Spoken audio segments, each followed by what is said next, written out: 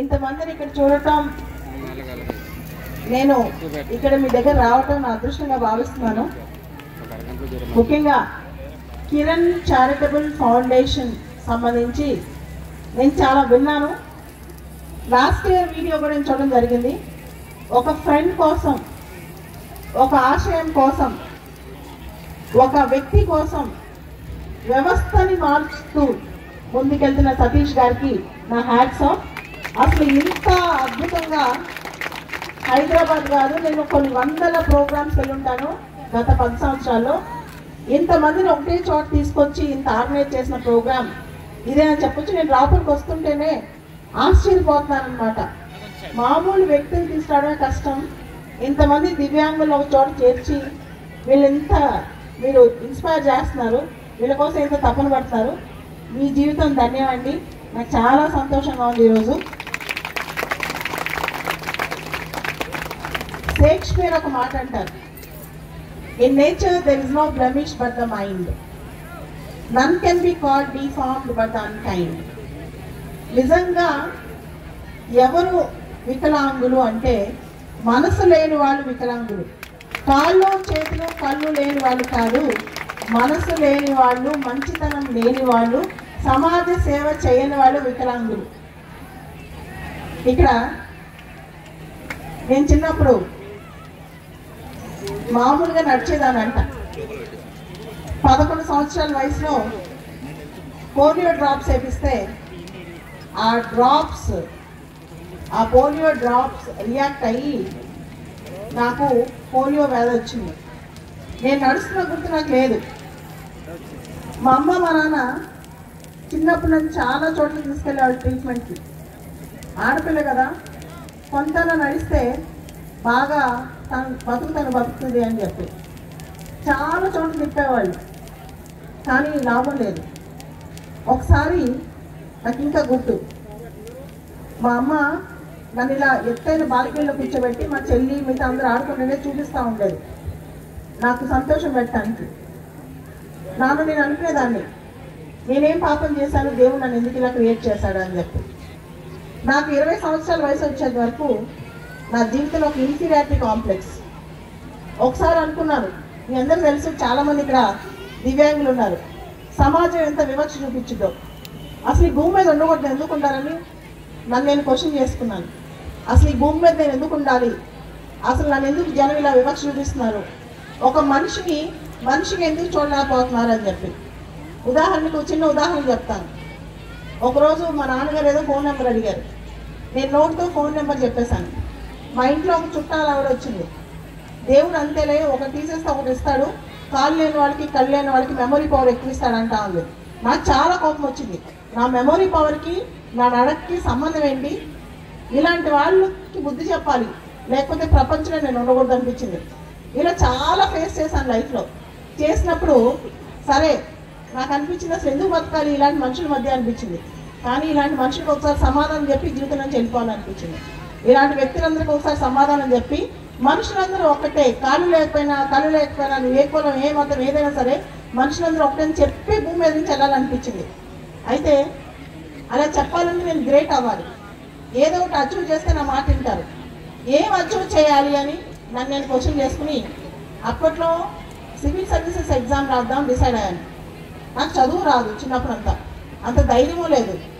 కానీ నాలో ఒక కసి, నడవలేకపోయినా సాధించి చూపించాలి, ప్రపంచానికి సాధించి చూపించాలి అని చెప్పి అలా చూపించడానికి ట్రై చేసి రాత్రి పగలు అహర్నిశలో కష్టపడ్డాను. పొద్దున 6 గంటలకు చదువు మొదలు పెడితే రాత్రి 12 వరకు పోరాడాను. 2 సంవత్సరాలు ఆపకుండా చదివి ఒక్కటే అటెంప్ట్లో ఐఏఎస్ పరీక్ష పాస్ అయి చూపించాను. సివిల్స్ అటెంప్ట్ అనేది ఫస్ట్ అటెంప్ట్లో నేను పాస్ అయి చూపించానమాట. సో దాంతో నాలాంటి వాళ్ళు ఎంతో మందిని స్ఫూర్తి ఇవ్వాలని చెప్పి ఇప్పటి వరకు 20 సంవత్సరాల నుంచి ఇదే వీల్ చైర్లో రోజుకి 15 గంటలు కష్టపడ్డాను. ఈరోజు కూడా హైదరాబాద్ నుంచి రాత్రి విజయవాడ చేరుకుని తణుకు మీకోసం వచ్చాను. 2 తెలుగు రాష్ట్రాల్లో నేను వెళ్ళని ప్లేస్ లేదు. నేను ఎంతో మంది యువతకి స్ఫూర్తి ఇవ్వాలని చెప్పి తిరుగుతూనే ఉంటాను. కారణం ఏంటి తెలుసా, మా నాన్న ఒక మాట చెప్పేవాళ్ళు, మనం నడవలేకపోవడం అనేది బాధాకరమైన విషయం కాదు, మనం నడవలేమని విచారం పొందొద్దు, 10 మందిని నడిపించలేకపోతే నువ్వు నిజంగా దివ్యాంగురాలు అన్నట్లు లెక్క, నువ్వు చాలా గొప్పదాన్ని, అందరిని నడిపించడానికి ముందుకెళ్ళని చెప్పారు. అదే స్ఫూర్తితో మీరు నమ్ముతారో నమ్మరో, నా కొడుకు పుట్టిన మరుసటి రోజు నేను పనిచేయడం మొదలెట్టాను. అదే స్ఫూర్తితో 20 సంవత్సరాల నుంచి 2 రోజులు కంటిన్యూస్గా నేను ఎంజాయ్మెంట్ కానీ బ్రేక్ కానీ తీసుకోలేదు. రోజు పనిచేస్తూనే ఉంటాను. సో దానికి కారణం ఏంటి తెలుసా? నేను సమాజానికి, ఈ ప్రపంచానికి ఒకటి ప్రూవ్ చేయాలి. మనిషి ఎలా పుట్టాడు, ఎలా ఉన్నాడని కాదు, ఎలాంటి పరిస్థితుల్లో మనిషి బతికినా ఆ మనిషి ఎంతో మందిని ముందుకు తీసుకెళ్ళగలడు, ఎంతో మందిని స్ఫూర్తి ఇవ్వగలడు, ఎంతో మందికి మేలు చేయగలడు అని చెప్పి ఈ రోజున నేను ఐఏఎస్ అకాడమీ పెట్టాను. సివిల్ సర్వీసెస్ పరీక్ష 2 సార్లు పాస్ అయ్యాక ఐఏఎస్ అకాడమీ పెట్టి మామూలు అన్ని కాళ్ళు చేతులు ఉన్న వాళ్ళకే కాదు, ప్రతి సంవత్సరం ఖచ్చితంగా ఒక దివ్యాంగులు ఉండాలని చెప్పి ఎవరైతే దివ్యాంగ విద్యార్థులు నా దగ్గరికి ఐఏఎస్ చదువుకొని వస్తారో వాళ్ళని స్పెషల్గా నేను ట్రైనింగ్ ఇచ్చి ఖచ్చితంగా సంవత్సరానికి ఒకరు ఖచ్చితంగా నా దగ్గర నుంచి దివ్యాంగులు సెలెక్ట్ అయ్యేలా గత 4-5 సంవత్సరాల నుంచి కష్టపడి చాలా కష్టాలు ఉన్న దివ్యాంగులు తీసుకొచ్చి నేను పైకి తీసుకురావడానికి ప్రయత్నం చేస్తున్నాను. నా మనసులో నా కృషి కూడా వాళ్ళపైన స్పెషల్గా ఫోకస్ ఉంటుంది, స్పెషల్గా వాళ్ళపైన వర్క్ ఉంటుంది. అయితే ఇక్కడ అందరూ సభలో ఉన్న వాళ్ళందరూ ఒక విషయం వినాలి. 2 నెలల క్రితం ఒక అంశం జరిగింది. ఎంటైర్ డిజేబుల్డ్ వరల్డ్ ఈ మాట వినాలి. హైదరాబాద్ చెందిన ఒక ఐఏఎస్ ఆఫీసరు డిజేబుల్డ్ వాళ్ళ మీద ఒక ట్వీట్ పెట్టిందనమాట. మీకు తెలిసే ఉంటుంది. ఆవిడేమందంటే, ఒక దివ్యాంగుడిని ఎవరైనా ఫ్లైట్కి, ఏరోప్లేన్కి పైలట్గా స్వీకరిస్తారా? అదేవిధంగా ఒక దివ్యాంగుడు ఆపరేషన్ చేస్తే, సర్జరీ చేస్తే మీరు తీసుకుంటారా?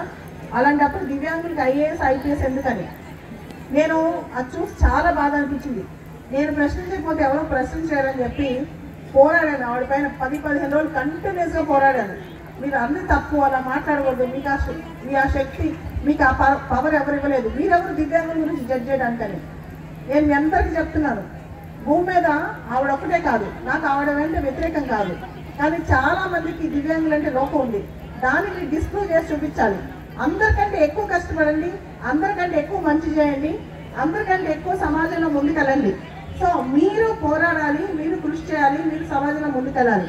సో ఎప్పుడైనా ఎవరైనా చురుకం చూపిస్తే వాళ్ళ సమాధానం ఏంటో తెలుసా? మన సక్సెస్. ఎప్పుడైతే ఎవరైనా మనం తప్పు చేసి చూపిస్తే వాళ్ళు మీకు ఏం చెప్పాలి తెలుసా? వాళ్ళకి సక్సెస్తో కొట్టి చూపించాలి, పాజిటివిటీతో కొట్టి చూపించాలి, హేట్రెడ్తో కాదు. అందరికన్నా గొప్ప సమాజం దివ్యాంగ సమాజం, కానీ అందరికంటే ప్రపంచంలో బలయ్యే సమాజం కూడా దివ్యాంగ సమాజమే. అట్లాంటి వాళ్ళ కోసం, అంటే కేవలం మన కోసమే కాదు, మనలాంటి అందరి కోసం మనం బతికి చూపించాలి, పోరాడి చూపించాలి, ఆ బ్రతుకులో గొప్పతనం చూపించాలి. నేను అదే నమ్ముతాను, నా స్ఫూర్తి కూడా అదే అనమాట. ఇప్పటికీ 100% చెప్తున్నాను. నేను ఈ కండిషన్లో ఉన్నా కాళ్ళు చెయ్యి నొప్పి అనుకోను.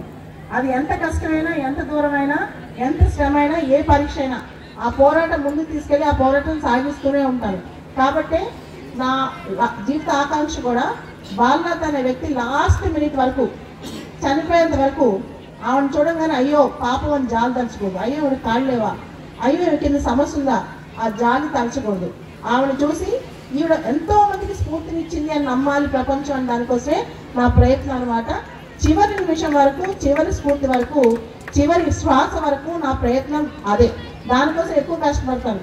మీరు చూడండి, ఇప్పుడు నేను మీ దగ్గరకు వచ్చి మాట్లాడుతున్నాను, మీరు నన్ను చూస్తే నన్ను జడ్జ్ చేయలేదు. So judge A person by seeing his character, abilities, not disability. ఒక మనిషిని జడ్జ్ చేసేటప్పుడు ఆ మనిషి యొక్క క్యారెక్టర్, ఎబిలిటీ చూసి ఆ మనిషిని జడ్జ్ చేయాలి, డిజబిలిటీని చూసి జడ్జ్ చేయకూడదు. అలాంటి సరి సమానమైన సమాజం నిర్మించడానికి మీలాంటి వాళ్ళు, సతీష్ గారు లాంటి వాళ్ళు ఒక స్ఫూర్తితో ముందుకెళ్తున్నారు కదా.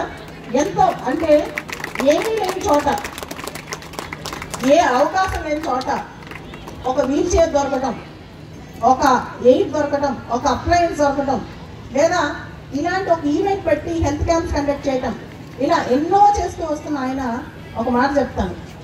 ఆయన ఒక శక్తి, కేవలం ఒక మనిషి కాదు, ఒక శక్తి కాబట్టే ఇంతమందిని ఇక్కడికి ఒక చోట తీసుకురాగలిగారు. ఒక శక్తి కాబట్టే ఇంతమంది మొబిలైజ్ చేయగలిగారు ఇంతమందిని. ఇలా ప్రతి ఒక్కరు ఒక శక్తిగా తయారవ్వాలి. అప్పుడే సమాజంలో దివ్యాంగులకి సమానమైన స్థానం దొరుకుతుంది. దివ్యాంగ సమాజం ఎవరిని అవమానించదు, కానీ దివ్యాంగ సమాజాన్ని అవమానిస్తే మాత్రం మీరు అందరూ ముందుకు కదలాలి, అందరూ మాట్లాడాలి. ఎవరో ఒక్కరు మాట్లాడుతున్నారు మాకు ఎందుకని కూర్చోవద్దు. ఎందుకంటే వాయిస్లెస్ సమాజం అనేది అసలు వాణి లేని సమాజం దివ్యాంగ సమాజం. మీరందరూ బయటకు వచ్చి ఇలాంటివి వచ్చినప్పుడు సమస్యలు వచ్చినప్పుడు అందరూ కూడా కలిసికట్టుగా ఉండాలి. అలానే మంచిని పెంపొందించండి. నేను కూడా చాలా ఫైట్ చేస్తాను, చాలా మంచి కోసం ఫైట్ చేస్తాను అన్నమాట. ఇక్కడ మీకు ఒక అంశం చెప్తాను. నా దగ్గర ఒక అమ్మాయి వచ్చింది 2 years back, same wheelchair. అమ్మాయి పేరు అనిత. ఇప్పుడు అమ్మాయి 2 సంవత్సరాల్లో IRS కొట్టి ఇప్పుడు ట్రైనింగ్కి వెళ్ళిపోయింది అనమాట. ఇంకొక అబ్బాయి వచ్చాడు, తను ఇప్పుడు ఏపీ క్యాడర్ IAS అయ్యాడు, స్మరణ్ రాజు అని. తనకి పాపం ఇది బ్రెయిన్ స్ట్రోక్ వచ్చి కాళ్ళు చేయి పారాలసిస్ వచ్చినా అబ్బాయి మళ్ళా ధైర్యంతో వచ్చి IAS కొట్టి ఇప్పుడు IAS అయ్యాడు అనమాట. ఇప్పుడు ఏపీ క్యాడర్ IAS. ఇట్లాంటి కథలు చాలా చాలా వేలు ఉన్నాయి నా దగ్గర.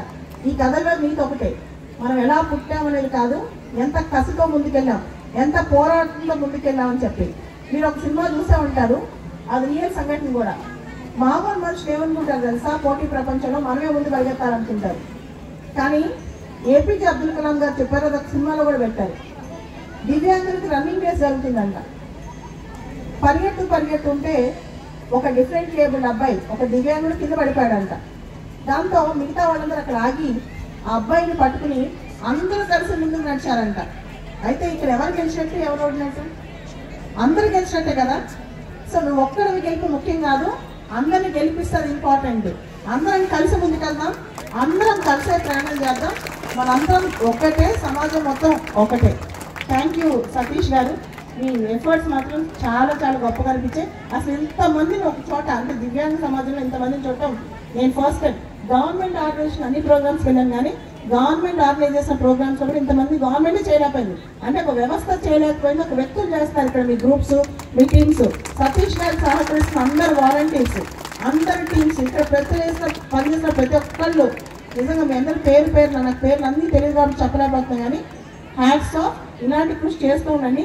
మన కోసం మనం బతకడం గొప్ప కాదు, ఇలాంటి ఈవెంట్ చేయడం వల్ల జీవితంలో లాస్ట్ మినిట్లో మీ మెమొరీ ఏం తెలుసా, ఇలాంటి ఈవెంట్సే. నేను ఎంతమందితో ఇన్స్పైర్ చేయగలిగాను, ఎంతమందిలో ఆ రోజు ఉండగలిగాను, ఎంతమంది కోసం నేను ప్రయత్నం చేశాను అనేది గొప్ప విషయం అన్నమాట.